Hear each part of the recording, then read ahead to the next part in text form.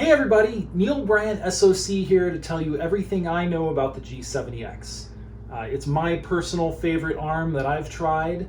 I think it's a great choice to help you isolate yourself from the lens, get you those buttery, silky, smooth shots. So how the hell do you work this thing? The first thing I gotta say is, everything I'm gonna tell you was empirically formed. I'm not an engineer, I'm not a scientist. This is just my personal experiences working with the arm. The second thing I gotta tell you, Tiffin has nothing to do with this video. I'm not sure that they're going to even agree with everything that I have to say about the arm. Now, I'm going to spend a lot of time in this video talking about ride. The arm can potentially work just fine with only one ride setting, but I want it at its best. I want it to sing, right? To do that requires a pretty deep understanding of how the ride control works and a bit of practice. So you can make this arm very isoelastic. What do we mean by isoelastic? Let's just define some terms. We're not adding friction to the arm. Basically, all we're doing is just making it so that it can reach ends of its range or get closer to the end of its range and not bounce back to the center. What do I mean by center? I'll show you that in a moment. But basically, I want the arm to be like this for two reasons. It makes it easy. It's just a fingertip operation for me to boom it up and down. But then not only does it isolate me from the small stuff, tiny footsteps, but also the really big hits, right? The more isoelastic it is, it's not going to aggressively seek the center. Right now, I've made the arm very unisoelastic, so it's strongly seeking its center. By center, I mean where the sled is floating right now in the arm's range. Anytime I get outside of that center, if I boom down, I'm really having to push. And when I let go, it's going to strongly seek that center again. Same thing, if I boom up, I'm really having to lift. When I drop it, it's going to strongly seek that center. Why is this undesirable? Well, firstly, I have to work really hard to boom up, really hard to boom down. But then also, it's going to isolate my small movements okay, but if I, have to step up onto a curb or something, the sled is going to have to rise and fall with me. I can dampen that effect as an operator. I can use my arm hand to kind of muscle that out. But if the arm can work with me and help me dampen those sorts of vibrations and effects, why not? So you have two knobs on this thing, a lift knob and a ride knob. The ride controls how isoelastic the arm is. The lift controls how much weight the arm is carrying. So, important thing, you cannot turn this lift knob at all unless the arm is more or less parallel with the ground. And you'll feel it'll start to let go. It'll release and you'll be able to turn it. Anywhere outside of that, up here, it's locked. Down here, it's locked. I can't turn it. So don't force this, ever. Right? You want to just guide the arm to that parallel position. It might be slightly up from parallel, it might be slightly down, but that will allow you to turn the lift knob. Righty-tighty means stronger, lefty-loosey means weaker. So I've built the sled, my day is just beginning. I've picked up the sled for the first time, and wow, the arm is completely bottomed out. I've got to add a lot more power. So when I'm adjusting this arm, I'm always going to start with the section closest to the sled, and then this section will follow. So I'm just going to start here. This arm can lift as little as 13 pounds and as much as 70. So if you were flying a little 10-pound camera yesterday, and you're flying a 50-pound camera today, you might even need an assistant to help you lift this thing, right? Because you've got to guide this arm section to be more or less parallel with the ground. So I'm going to lift with my operating hand here and feel this lift knob and feel it start to loosen up. And now it's just spinning freely. Again, if I'm down here, it won't turn. The one thing you don't want to do is aggressively boom while you're turning this knob. You want to just be really gentle, really steady. I'm having to use a lot of strength. Lift this to where the lift knob is spinning freely and just help maintain that. And I'm listening to my left hand. You know, it's getting easier and easier and easier to lift here because now the arm is doing more work. And finally, my left hand will tell me that it's not doing any work. And then this section's more or less done. Now I'm gonna move over here, same thing. I'm gonna lift, feel when this lift knob starts to spin freely. I found it, it's right there. And I'm gonna turn it and listen to my left hand. And eventually, the arm's carrying all the weight. And because I did these sections one at a time, it's more or less going to work together nicely. Now, before we get into ride, I just want to pause for a moment here and talk about tracking and what I mean by that. So on the left, you see the arm working very well. You want both arm sections tracking together, booming at the same time, topping out at the same time, bottoming out at the same time. On the right, you see the arm working poorly. The reason you don't want this is because it will surge in the middle of your boom, right? You don't want that in your shot. One tricky thing here is the more and more isoelastic the arm becomes, it can get harder and harder to make it track together evenly. But I'm going to show you a technique that helps me get it right every time. You can really see the lift in the ride knob now. You'll notice there are no threads showing. This ride knob is turned righty-tighty all the way in. That means that the arm is at its minimum in terms of isoelasticity. It's going to strongly seek the center. So the more I lefty-loosey and back this out, the more and more isoelastic it's going to become. Now the trick is, you can't just have one ride setting for all of the weight range of the arm. Basically, your ride setting is a dynamic response to how much weight you're carrying that day. So, you know, to get the same isoelastic effect when you're carrying a 20-pound load on the arm, you might only have a few threads showing. And then if you're carrying a 60-pound load on the arm, you would have a lot more threads showing, and the arm will more or less feel the same. We'll get more into that. So the important thing to adjust this thing, I've got to boom all the way up. It's only going to adjust, the ride knob will only adjust when the arm is topped out like this. That's the only time you can turn it. If the arm is compressed at all, this is locked and it won't turn. So if I'm going to make a big adjustment like this, I'm actually going to take the sled off, and now I can just relax and make adjustments to the ride. So what I've done is I've actually backed out both ride knobs on both arm sections completely. There, it's stopped. When you reach the stop, don't force it, you know, and I've counted more or less 16 threads roughly of that's all the threads that will ever show. So what this does, I think about it like this. I've got a really heavy sled and a 25-pound weight on it, okay? This is about 50 pounds that I'm about to pick up. You remember what I said about how more threads will need to show to give you the same isoelastic response? The more and more weight you're carrying, more and more weight, more and more threads showing. So my particular cocktail for starting with heavy cameras is I back out both ride knobs completely once I've set my lift, and then I pick it up and see what the arm is doing. Now it's possible to have way too many threads showing, right? You'll get to a point where the arm is too isoelastic and it starts doing really, really wacky things. So right now, the arm is, with that same lift setting, it's topping out. When I boom down, it sort of goes over a hump and then it falls.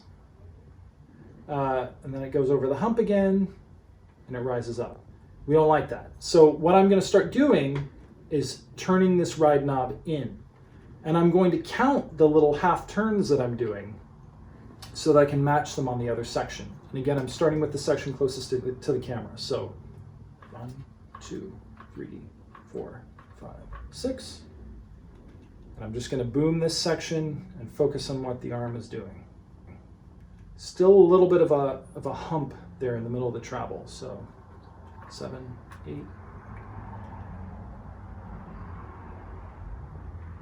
That feels really good. So what I'm going to do over here is match that plus 1 or 2 more. 1, 2, 3, 4, 5, 6, 7, 8, 9, 10. Why not? The reason for that is you need this section to be slightly less isoelastic than the sled section.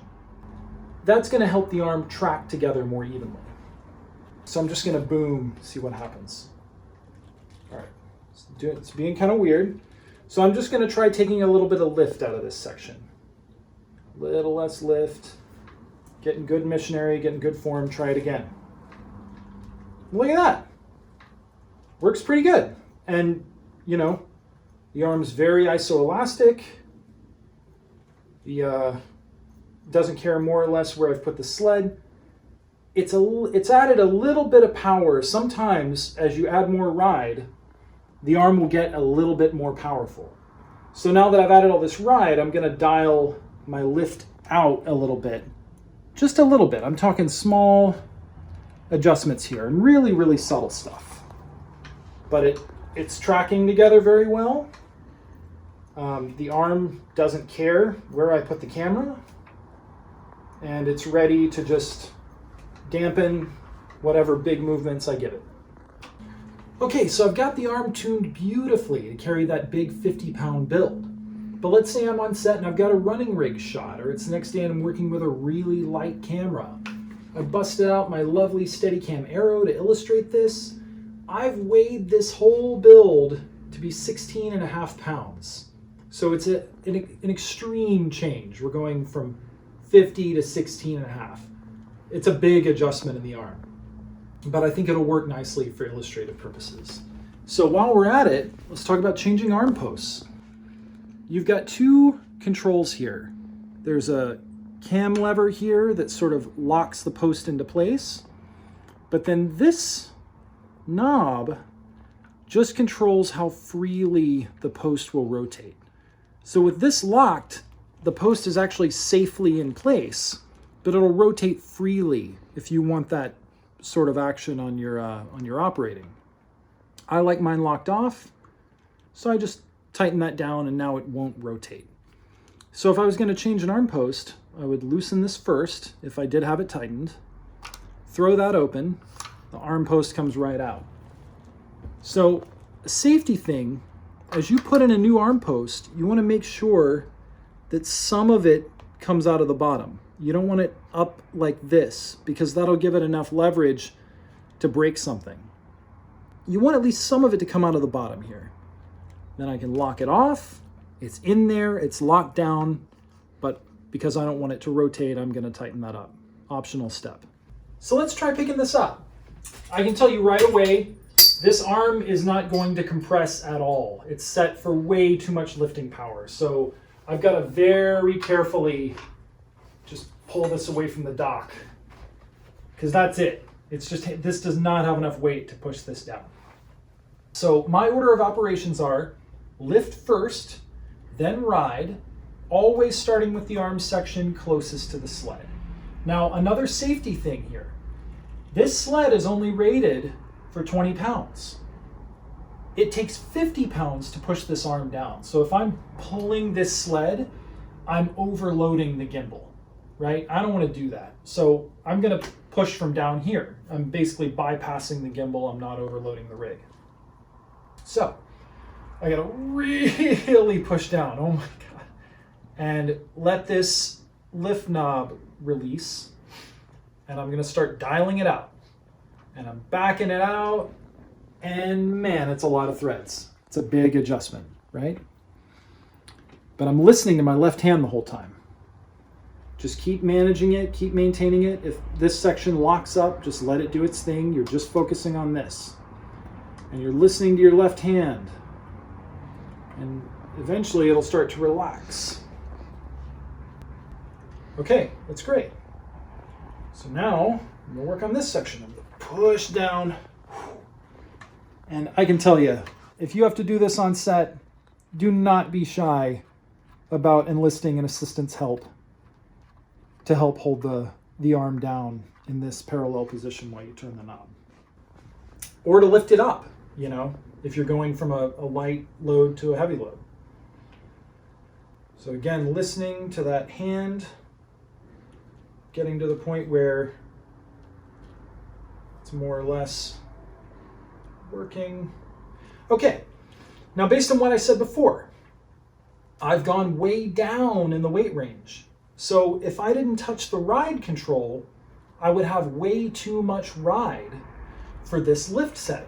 So let me just see what the arm is doing.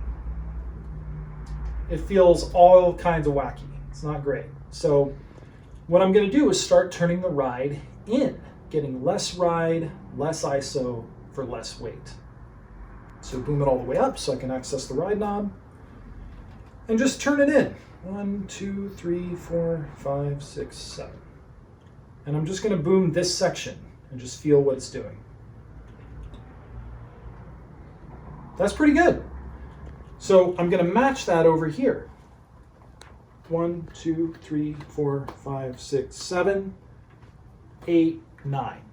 Right? I want a few less threads here than over here. A little less ISO here than here will help it track. Subtle thing, but it's a good starting point. So now I'm going to boom. So we've got this working really well. And I can hold this little 16-pound rig, and it's really ISO, and it's nice. As you gain experience, you'll start to remember how many threads we're showing for certain builds. You know, as you get more and more weight, you're going to want more and more threads showing to get the same response, generally speaking. And that'll just come with time. You can start looking at these and get a general idea. And remember, you don't have to be wearing the rig to adjust your ride setting. So if you put a big heavy camera on your sled, while the arm is resting on a table, you can back out these ride knobs and get it pretty close. And then you can really just, once you pick up the camera, worry about lift and then fine-tuning the ride control. Now you might be wondering why I have tape here, but a cap here. That's because as you add more ride, this piece moves, okay? And if you have a cap on here that looks like this, if it's been beat up, that's because you've added so much ride that this piece is actually colliding with that cap. If that's happening to you, just take a little knife and really gently lift this cap out of there and just cover it with some tape. It's just aesthetic, and it will give your assembly there just all the room it needs to work. All right, I really hope this was helpful to someone out there. If you would like to learn some basic maintenance you can do on this arm, check out my other video on maintenance. If you'd like to know what's causing that noise, check out my other video on maintenance.